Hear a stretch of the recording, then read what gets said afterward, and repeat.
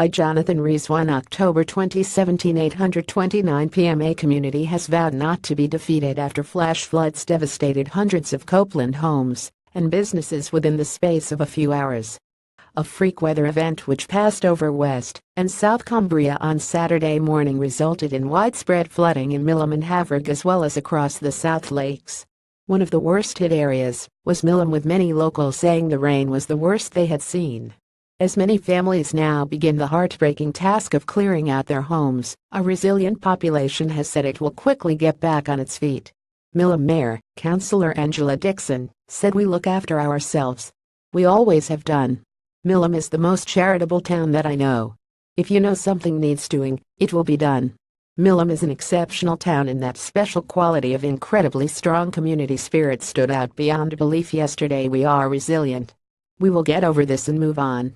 Heavy rain fell throughout the early hours of Saturday morning, but did not seem out of the ordinary. Many thought it was simply the sign of winter beginning to set in. However, by 9 a.m., a downpour set in. Former Mayor, Councillor Doug Wilson, described what he saw. "I've never experienced anything like it in all my life, and I've worked all over the world. It lasted maybe a couple of hours. During that time it put an enormous amount of water down," he said.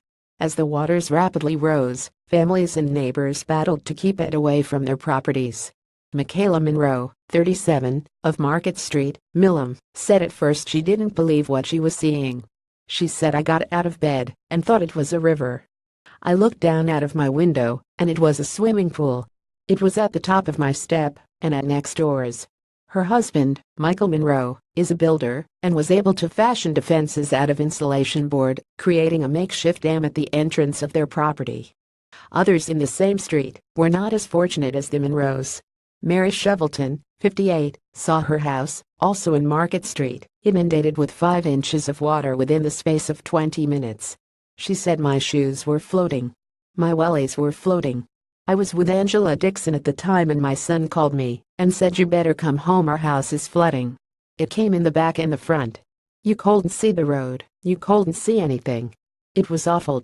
However, in spite of losing so many of her treasured possessions, her thoughts were on others worse off than herself. She said, "I'm so proud of the community. The Millom folks say, 'What can we do? Can we help?' I was in a bit of a state, crying my eyes out, but everybody supported me." MP for Copeland Trudy Harrison visited the area, singling out the exceptional town for its courage in the face of adversity. She said Millom is an exceptional town, and that special quality of an incredibly strong community spirit stood out beyond belief.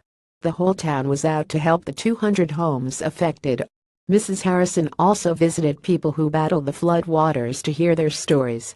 She continued, "I visited one home where a teenage girl, at home while her parents were working, used her initiative to plug doors with towels and soak up water with duvets, which made a tremendous difference to the damage the water would make. The rugby teams were out helping, and Millom's Mayor Angela Dixon was rotting drains. I visited homes and was told of water ingress through the floor, not just the door."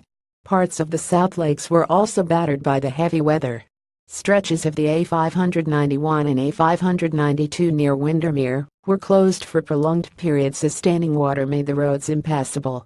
Griesbeck suffered localized flooding, with eyewitnesses reporting desperate homeowners using vehicles and wooden boards to try to divert water from their homes.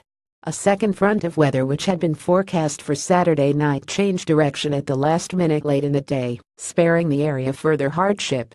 A cleanup operation has now begun in earnest. Community activists visited families to find out what support they need and how they can best provide it. A fundraiser has been set up with a target of £8,000 to aid dozens of families which do not have insurance. At the time of publication, it had raised more than £1,700 in less than 24 hours. To donate, visit www.justgiving.co.mcrowdfundingstdphenevans 288.